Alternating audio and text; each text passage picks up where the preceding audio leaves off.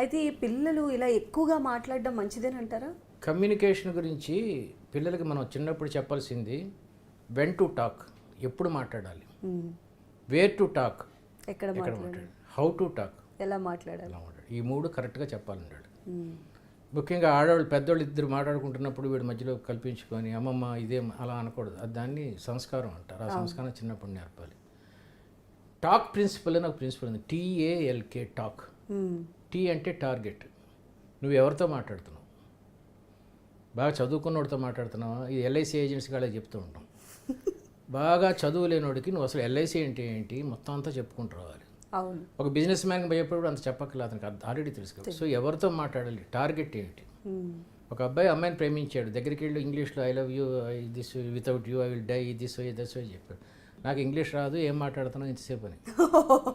కాబట్టి దీన్ని టార్గెట్ అంటారు, ఎవరితో మాట్లాడుతున్నావు. Next A stands for achievement. నేను 2 మాటల మీద మాట్లాడానంటే మీకన్నా లాభం ఉండాలి, నాకన్నా లాభం ఉండాలి. అచీవ్మెంట్ లేకుండా మాట్లాడటం వేస్ట్ అండి. ఓకే, సో నేను అచీవ్ చేస్తున్నా అయితే. నేను కూడా. L అంటే లాజిక్. మీకు చిన్న ప్రశ్న అడుగుతాను, చెప్పండి. లేదు సార్, అతడు బాగుందా పోకిరి బాగుందా? అతడే బాగుంది. ఎందుకు పోకిరి?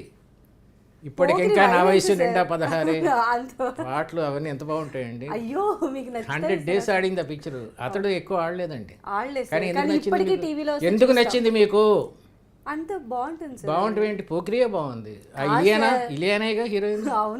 ఉప్మా తీసుకొచ్చి కదా. ఇలా ఎంతసేపు మాట్లాడుకున్నా మీకు కానీ నాకు కానీ ఏమైనా లాభం ఉందండి? ఇదే లాజిక్ అంటే. అవసరం లేని మాటలు ఎక్కువసేపు చర్చించుకోకు. అతడు బాగుందా పోకిరి బాగుందా అనేది పూరి జగన్నాథును, త్రివిక్రమ్ శ్రీనివాస ఎవరో డైరెక్టర్, వాళ్ళిద్దరూ డిస్కస్ చేసుకోవాలి, మనకి ఎందుకండి. ఇది L అంటారు. T stands for target, A stands for achievement, L stands for logic, K stands for kindness. మనం చూడండి ఎంత కొట్టుకున్నాము సీరియస్గా. అలా కాకుండా నవ్వుతూ మాట్లాడాలంటే K ఉండాలండి. దీన్ని టాక్ ప్రిన్సిపల్ అంటారు. ఇలాంటివన్నీ పిల్లలు ఆర్గ్యుమెంట్ ఉండకూడదండి, ఎప్పుడు డిస్కషన్స్ ఉండాలండి. ఇద్దరు మనుషుల మధ్య వాదనలు ఉండకూడదు, చర్చలు ఉండాలి.